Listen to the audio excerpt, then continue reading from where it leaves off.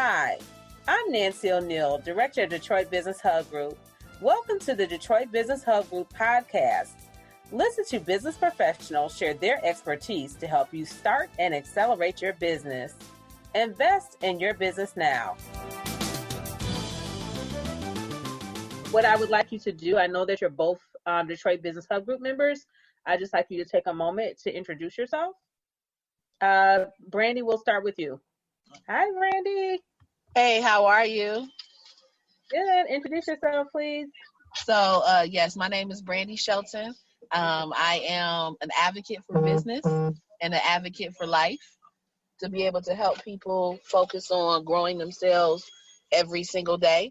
My goal primarily is having people be successful in business and understanding the need of what it takes to operate a business, even when you're small, but operating on a big level so that when you grow, it doesn't feel like you're out of sorts.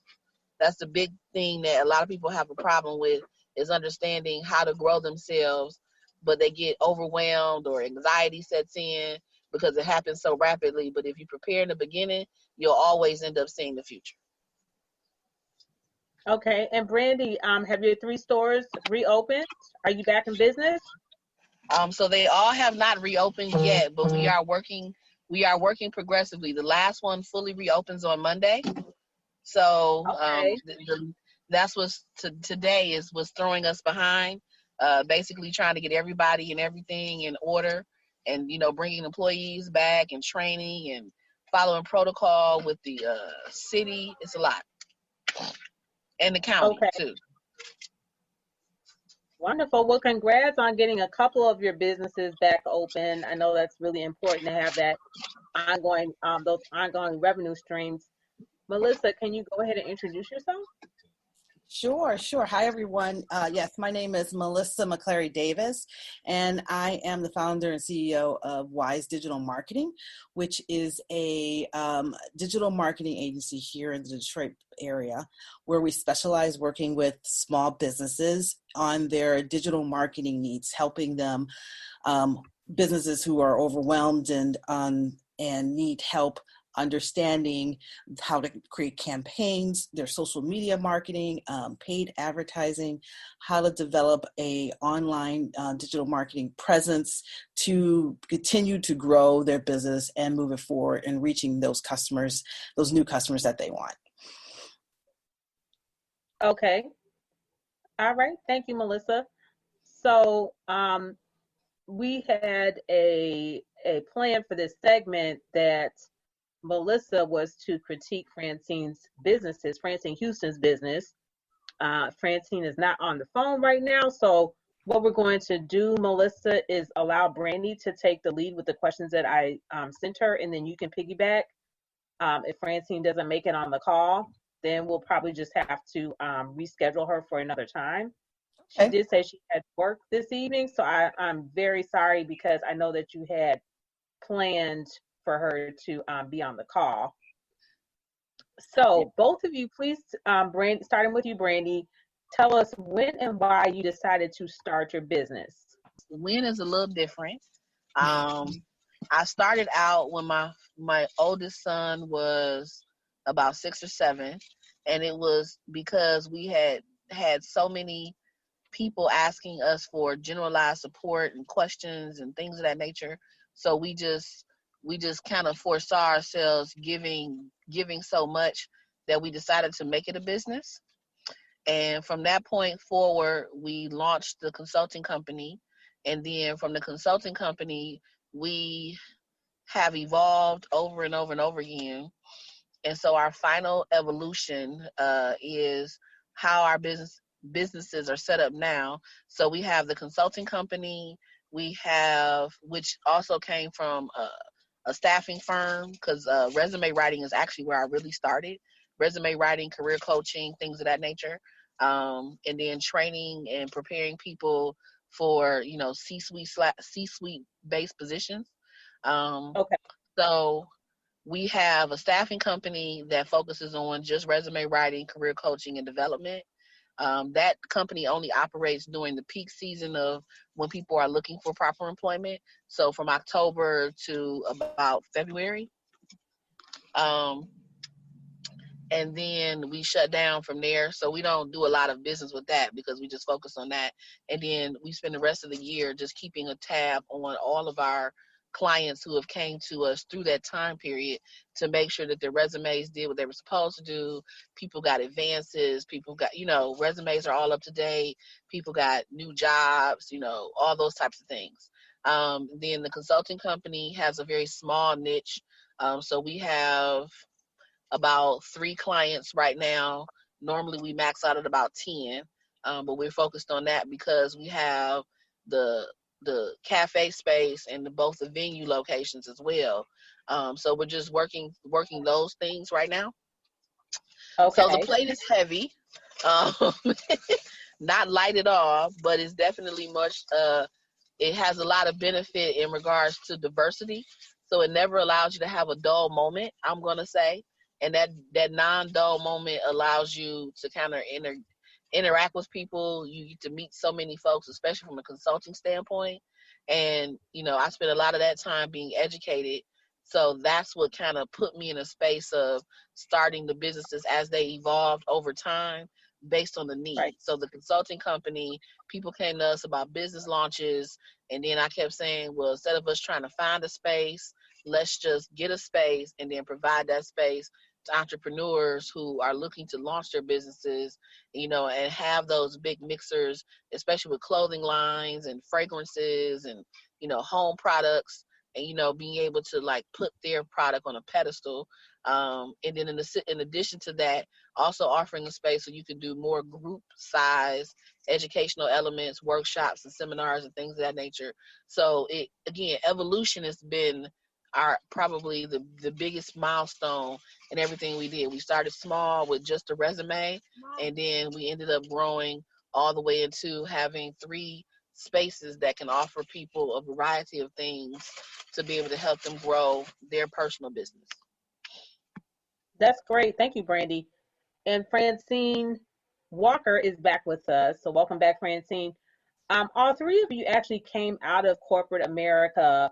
I actually came out, I guess you can call it corporate, 2 very nationally known branded business structures for insurance and real estate.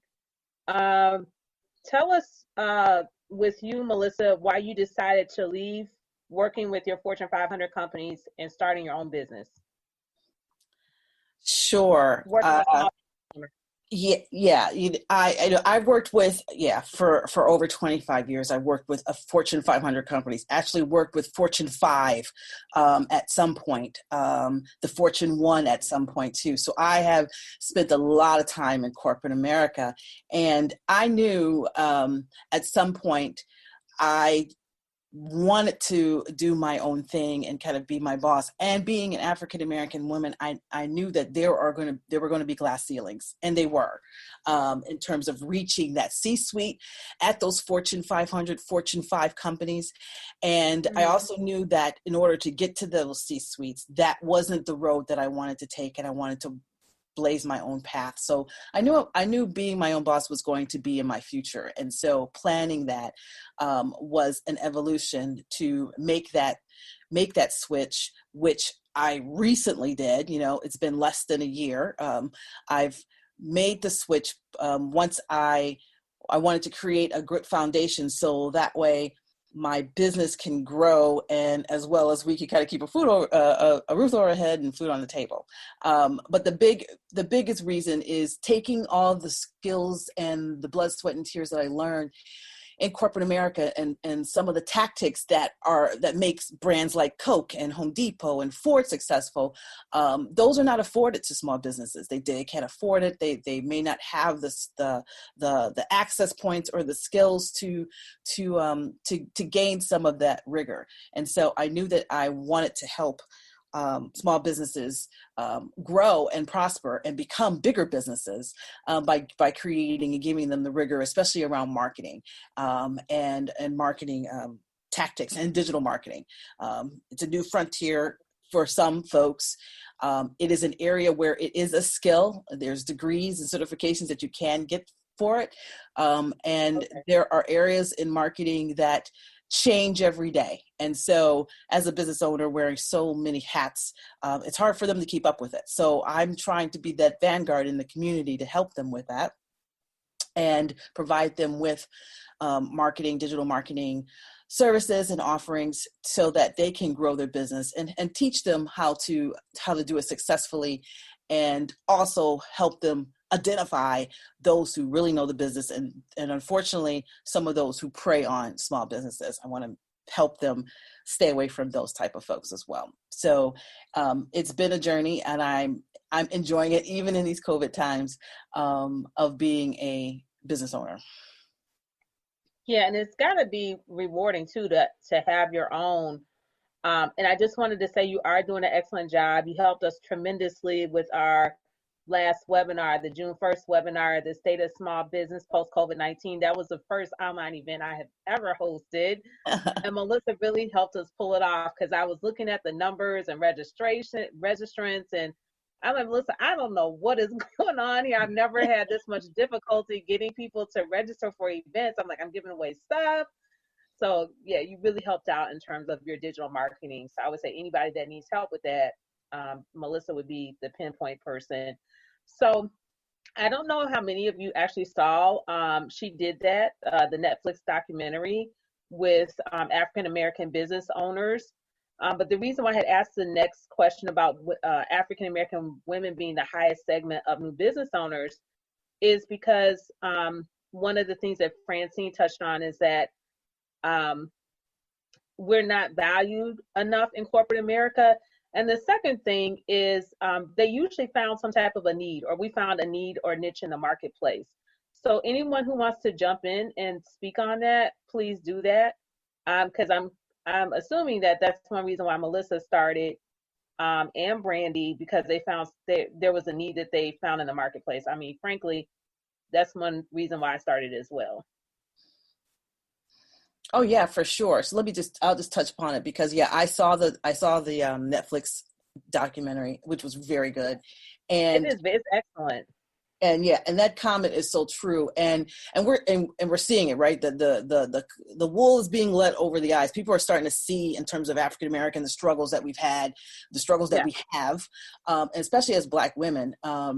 The journey that we have in corporate America is fraught with peril, because we come in there with all the knowledge and the expertise and the intelligence, and then immediately we're looked upon sometimes as a threat, and then that threat becomes a way of taking care of that threat is devaluing us and devaluing what we bring to the table. So for centuries, as Black women, we've had to do things. We had to make a way and find a way. And so It doesn't surprise me that we have the highest segment of business owners, because we've always had to find a way. And I think sometimes you get to a point of no return where you're just fed up, and it's like you get tired of the low evaluations. You get tired of other women who don't look like you getting promoted over you, that you have to train. Because they just refuse to promote you. You get tired of having the one token African American woman who is promoted, and they're not going to allow anybody else to get to that level. So I think there's a lot of pent up frustration. You're like, I think the whole point of she did that is like, you know what, I can do this. I'm just as smart as these women are, or smarter. And you get tired of being pigeonholed and humiliated. It just gets to a point where it's just ridiculous. Exactly. Yeah. So next question. Most women start their business on a part-time basis. What are some of the pros and cons to starting part-time? How about you, Francine? So it sounded like you started recording women or doing your interviews part-time before you were laid off. Do you want to speak on that? So I also want to add to that too. Okay. Because I also do work a full-time job. Oh, okay. So I didn't realize that, Brandy.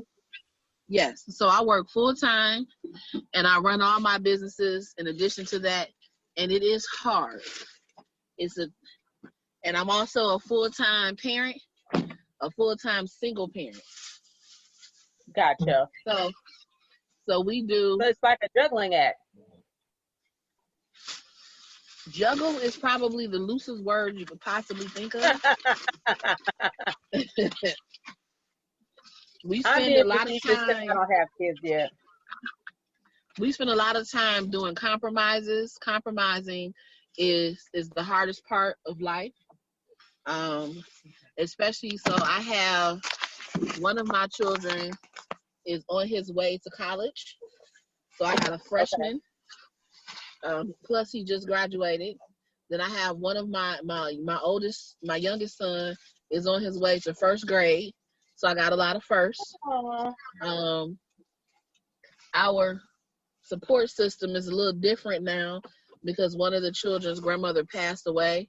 So we've also been adjusting to that. But in understanding how to run businesses, and that's the reason why, like I said, even for the staffing company, while we focused on having it be only at a certain interval, every one of our businesses we've noticed on a consistency has its own timeline. So if you place them in their trends, you spend more time, or you spend a better amount of your time working them in their peak seasons and then catching on or catching items as they come in the off peak.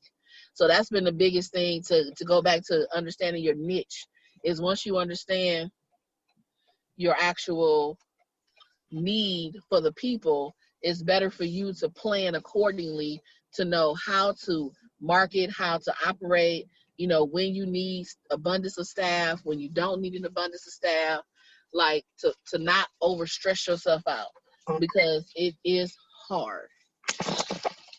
Yeah, Brandy, I'm sure that your passion is that you want to work your business full time. And I actually still work full time as well. Brandy, tell us when you plan on making that leap so that you're not having to juggle so much. To use the term So the leaping. position I currently hold is working for the city of Detroit. So it was a dream to work for the city in the capacity that I do. So Right. I'm not necessarily looking to leave per se. And now I'm gonna say COVID was a gift and a curse because the Okay. mayor has now put us in a place where we have to work more remotely. So it does allow a little bit more flexibility.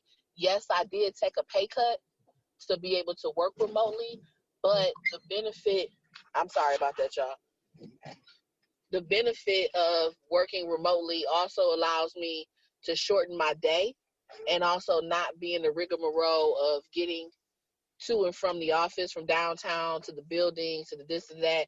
So my schedule is a little bit more clearer for me. So Gotcha. it has its benefits. My goal is to do at least 10 years. I've done 5 so far. So I'm just asking the Lord to continue to hold me tight for another 5 years in the position that I have. And prayerfully, the Lord will provide a way and keep me there so that I can do my 10 years and then I can move on to something else. But that was my commitment. I've always kept that commitment. And most positions that I've had, I've always been there for 3, 5, or 10 years. I'm not really a hopper. So, because I feel like once you are in a business, you need to provide as much commitment as possible. So, having that consistency for them is much more beneficial as well. Okay. Thank you, Brandy. Well, I appreciate the feedback. Are you delegating other women to cover you when you're not, like when you're at work? Do you have Yeah, employees so that are covering you? every business has its own team.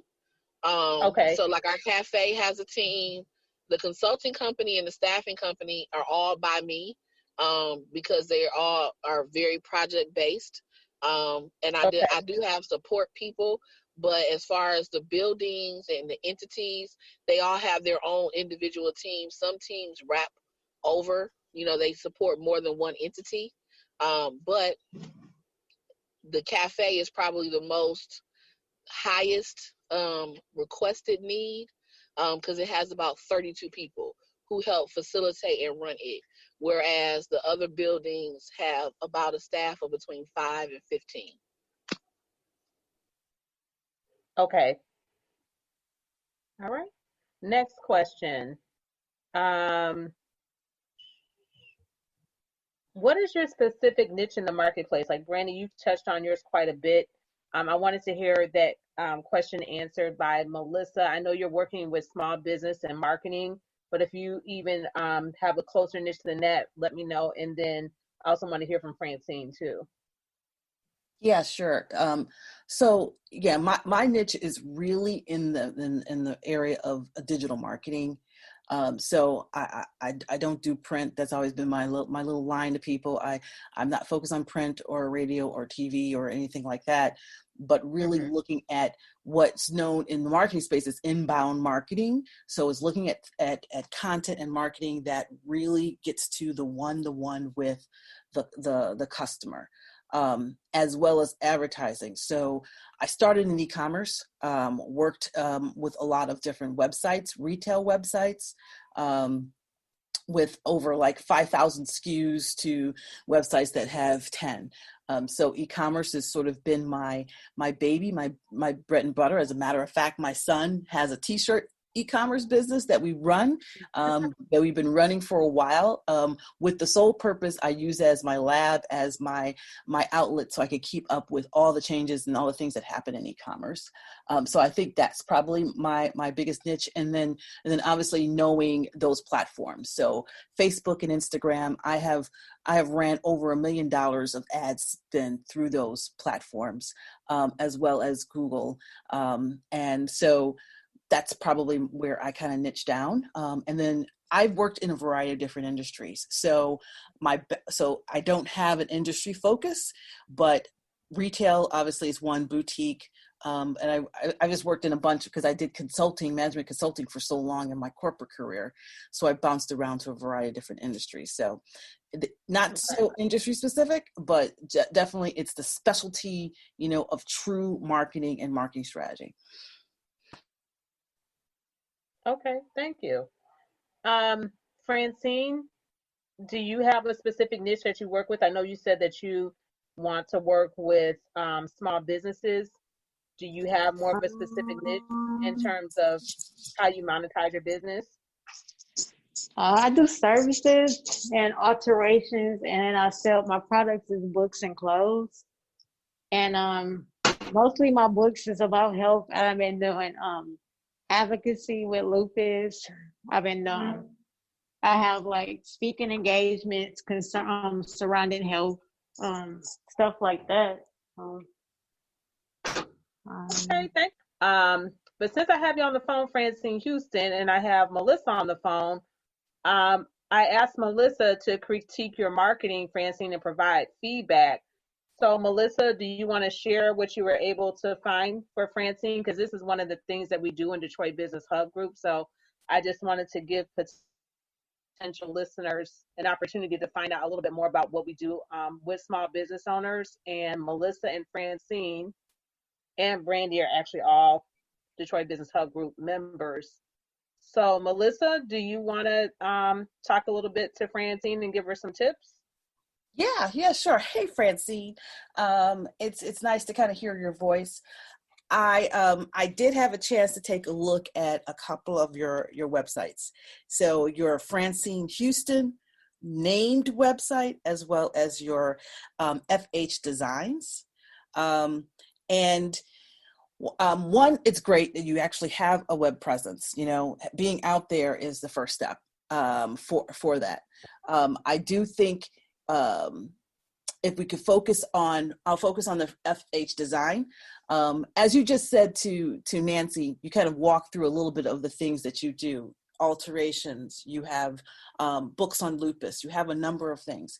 And I think one thing in terms of what I know from a marketer standpoint, when I want to know who you are, giving that 30-second elevator pitch of who you are, what you did, by being so multi-passionate and having a number of different things. Sometimes when you're spread like that, and I know, and Brandy, you have a number of different things going on too, it's very hard. Sometimes you may have a hard time focusing that marketing message down to that one thing that matters the most for you on that given day. So like today, when I go to your websites, I know that you're turning some things back on, but if I could ask you, what is the one thing that's most important for you to do in your business today? And can you say that? Can you talk to that for your business?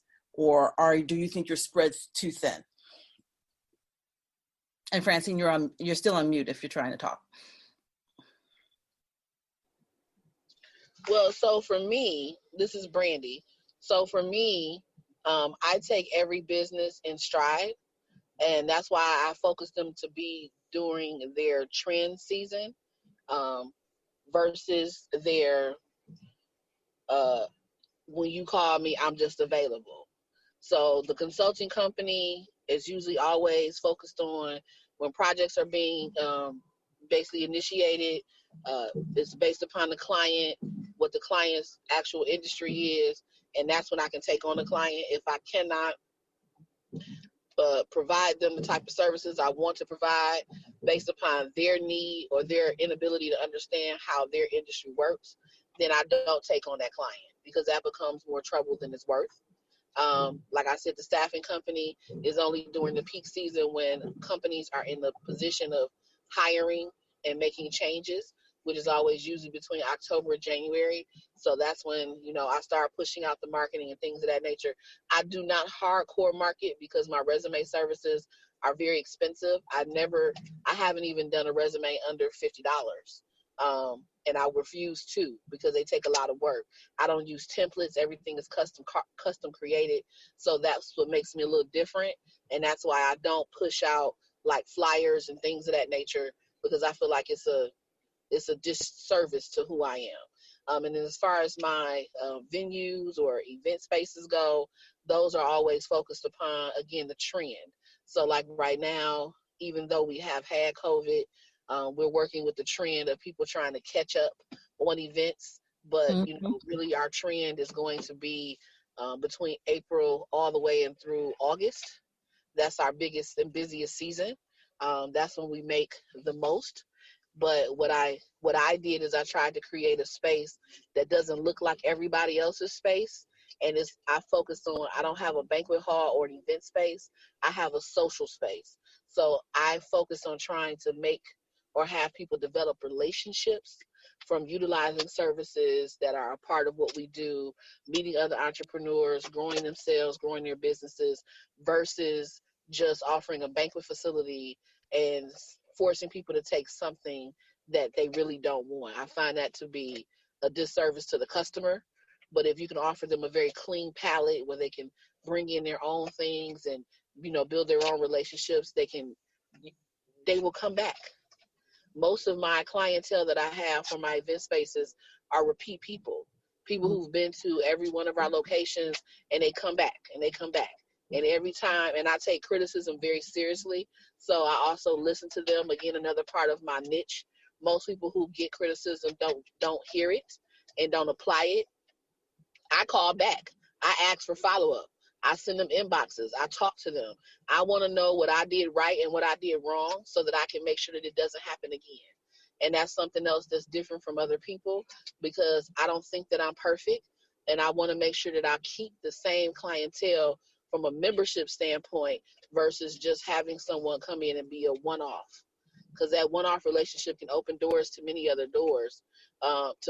people if I listen to what they have to say the first time. Okay, Brandy, thank you. Melissa, unfortunately, Francine had to step into a meeting for work, so we'll have to do another segment with her later. I do appreciate you asking that question, because I think it's a question that she definitely needs to answer for herself, and that will give her direction and guidance on, what to make a priority in her business. I've talked to her about that as well. She says she does have Superwoman syndrome, which a lot of African American women do have, and we're guilty of. Don't we? So that can be a help and a hindrance. It's good to be able to do multitask and do things, a lot of things at once. But sometimes when you're juggling too many balls, they all end up falling. So we do have to, I did talk to her about self-care, because self-care with us is usually something that we lack in our community. So we're very good for being helpers and caregivers to everyone else but ourselves, and we usually put ourselves last. So She wrote a book about self-care. So we'll be continuing to work with Francine on that. I'm going to wrap up the segment. How can listeners contact you if they would like to utilize your services? And anyone can jump in at any time. Brandy and Melissa, our two members, are on the call. Brandy, you can go ahead and tell us how we can contact you. So I'm easiest to find on social media. My inbox is always popping, which is something I love to have. So you can find me at my full name, Brandy C. Shelton, or you can feel free to give me a call at 248-795-5375. Again, that's 248-795-5375.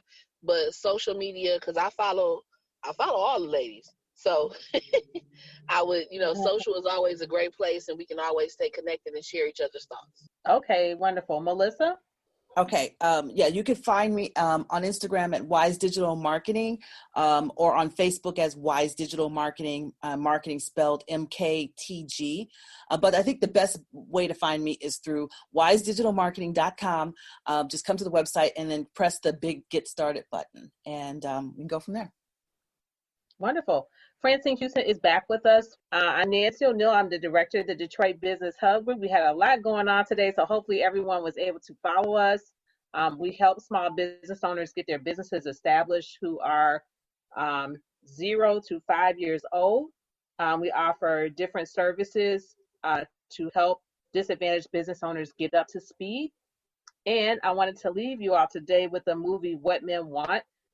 It stars Taraji Henson, and she basically it is a fiction story, but she started her own PR firm for athletes after she was really slighted from corporate America. So I think it's a good message. That is another reason why a lot of us start our own businesses, because we feel like we can cut the middleman out, we can leave corporate America, we can make the same income or more with our own businesses, and we don't have to deal with all the politics. So thank you everyone for participating in the show today.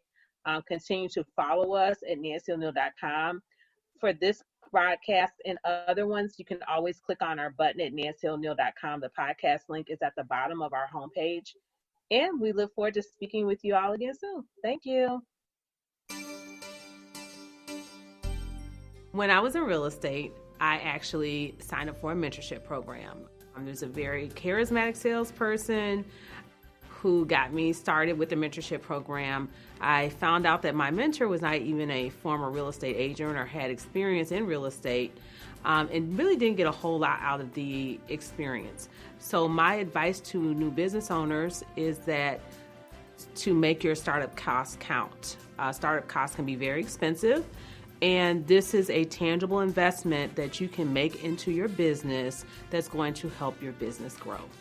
With Detroit Business Hub Group, you not only have one mentor, you actually have 8 to 9 business professionals who are going to help you in every aspect of starting a new business. You don't have to go through that same experience, and you're also getting that value of working with 8 to 9 professionals at a fraction of the cost.